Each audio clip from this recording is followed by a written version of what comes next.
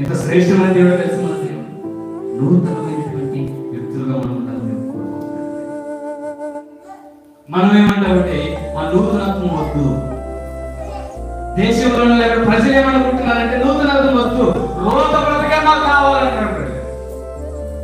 చిరిగిపోయిన వస్త్రం వేసుకోవద్దంటే చిరిగిపోయిన వస్త్రమే బాగుంటుంది. చితికిన బ్రతకలు ఉండదంటే చితికిన బ్రతకైనా బాగుంటుంది. దేవుని ఎరిగిన మానవుడు కూడా దేవుని ఎరిగిన ఏమంటారు తెలుసా?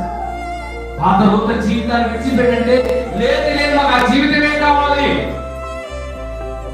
రోత కలిగిన జీవితంలో దేవుడిని పవిత్రపరిచి నేను పరిశుద్ధంగా చేస్తానంటే వద్దు, ఆ పరిశుద్ధ జీవితమే వద్దు. ఇది ఏ మాకు కావాలి? మానవ నేచర్. దేవుడు వారిని బట్టి బహుశా తాపపడుతుంది.